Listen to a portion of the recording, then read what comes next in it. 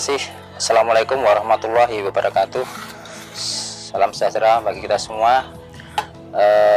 Saya Agung Triwidakto, yang dikenal dengan Agung TW. Saya pengrajin blangkon. Pertama saya tahun 1993 saya ikut dengan sesepuh di kampung ini, di Kampung Potrojayan, RT 02 RW 06 Serengan, Solo. Pada waktu itu saya belajar pada seseorang dari tokoh di sini tahun 93 dan sampai tahun 95 dan 97 saya berdiri sendiri, dan saya harus mawas diri dan harus berdikari dan harus mempunyai beberapa tukang blangkon di sini juga. Dan saya mengikut beberapa orang di sini, terutama anak-anak yang sudah lulus sekolah. Waktu itu tahun 98 saya mempunyai 5 karyawan, dan setelah tahun 2000 saya pemasaran pertama kali di Pasar Klewer, dan Pasar Klewer sudah menyangkut beberapa orang yang saya kirim beberapa barang blangkon. Setelah ada pergeseran dengan tahun demi tahun, akhirnya pengrajin demi pengrajin juga setor di Pasar Klewer, dan akhirnya pada tahun 2005 kita benturan dengan harga, karena harga dari persaingan dari teman-teman kita juga nggak bagus, karena waktu itu memang ada beberapa orang yang harus barangnya harus laku, bagaimana caranya bisa merambah ke Pasar Klewer.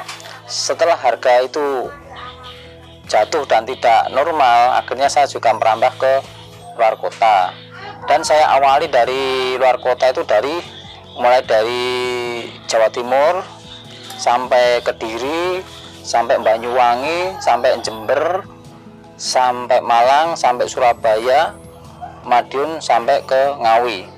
Itu saya awali dari itu.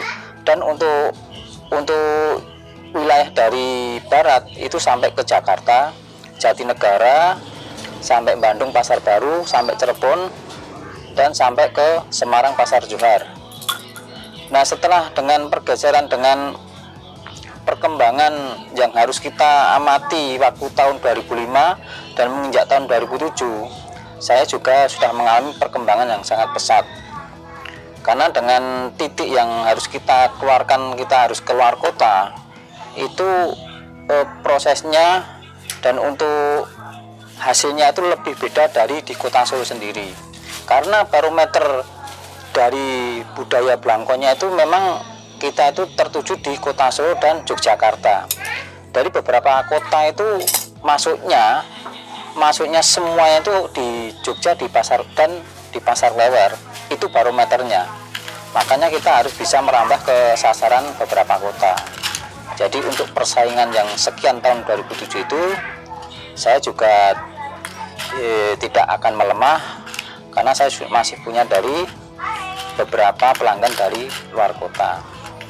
Nah, setelah tahun 2007 menginjak ke tahun 2020 itu juga akan turun lagi, karena banyaknya pengrajin, banyaknya persaingan. Nah, disitulah saya harus bagaimana caranya supaya blangkon saya dari tahun 93 sampai sekarang harus eksis, bagaimana caranya. Dan setelah tahun 2020 itu ada motifnya blangkon yang namanya blangkon di prodo. Itu prodo itu ada 2, prodo pasir dan prodo karet. Nah, itu motivasi saya yang ingin mempunyai model-model yang terbaru. Jadi setelah tahun 2007,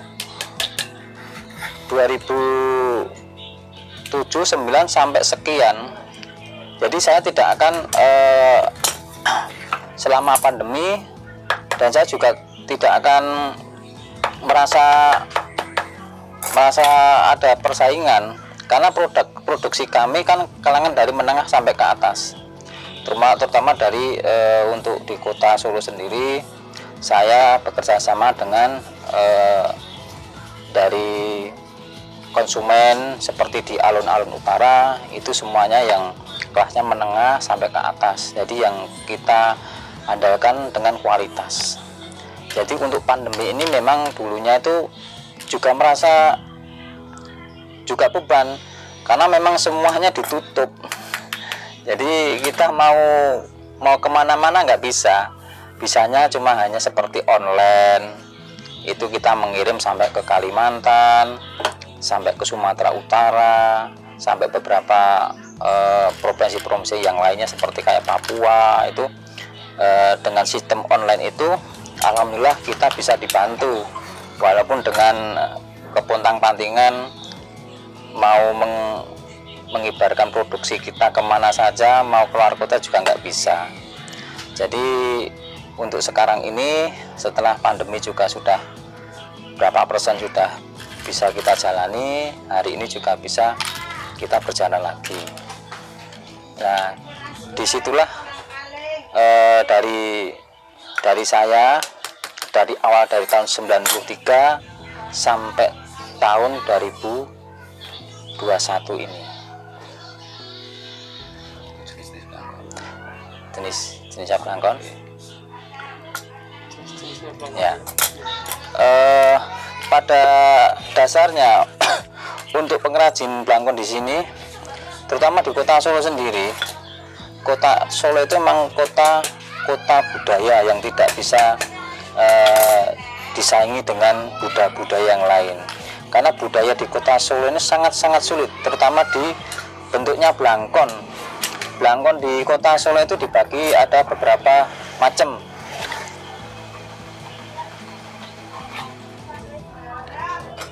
Terutama pada jenis-jenisnya, itu ada yang modelnya belangkon kasatrian, belangkon perbawan. Yang saya pakai ini namanya belangkon perbawan.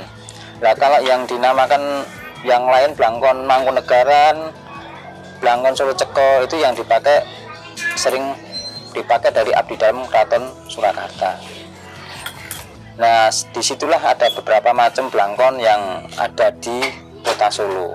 Jadi memang kota Solo itu kalau belajar budaya belangkon ini memang sangat sulit, karena kalau Solo itu memang ada beberapa macam, beda dari budaya-budaya yang lain. Seperti Jogja kan punya hanya beberapa nama belangkonnya Jogja. Kalau Solo itu kan ada beberapa macam, ya seperti yang saya sampaikan, ya ada Solo Mudo, ada Solo Perbawan, Solo Kasatrian, Solo Ceko, dan Solo Mangkunegaran. Nah situlah bentuk-bentuk belangkon yang ada di Solo.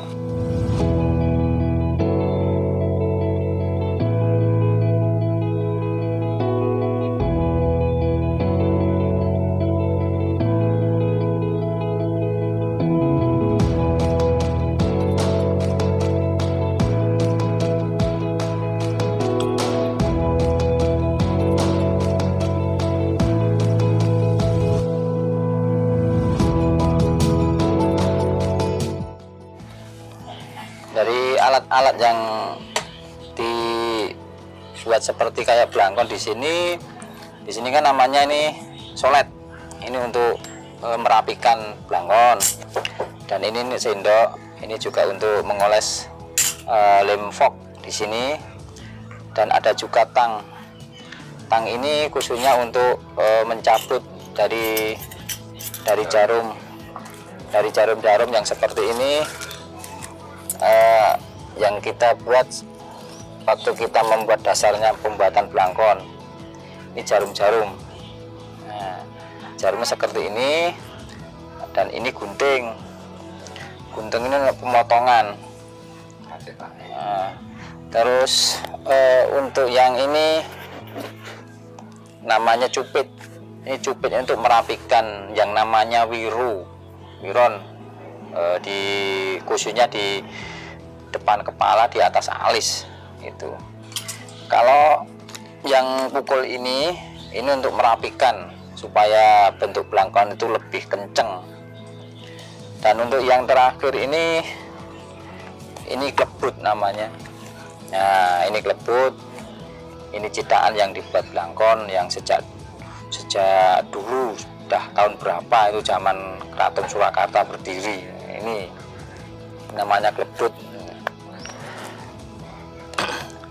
Dan ini untuk setelannya, ini setelannya namanya kekian, ini coro Jawa ini sikilane. Itulah itu sejak dulu memang budaya di Solo ini banyak sekali dari model-modelnya, terutama belangkon. Dan untuk setiap harinya saya itu kan punya tukang 5, jadi sistemnya itu borongan. Jadi kita garis besar saja, kita mengambil keuntungan aja.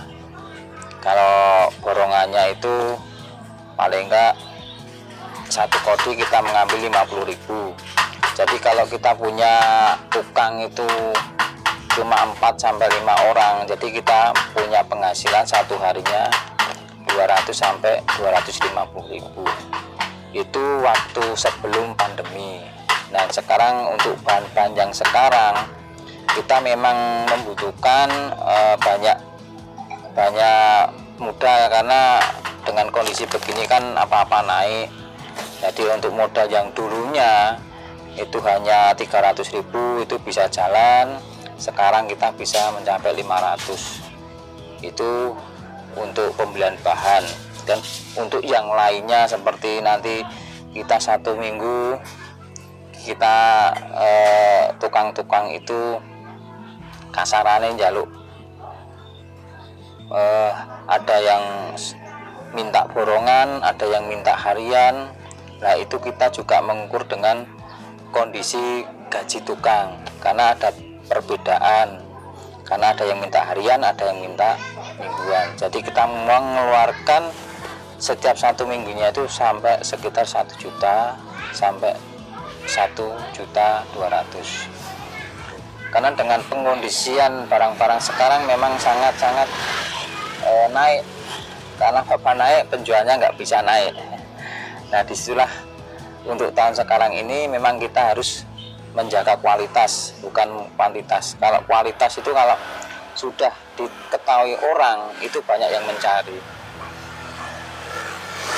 Nah itulah yang saya sampaikan untuk penyampaian yang saya sebagai pengrajin belangkon dari tahun 1993 sampai tahun sekian.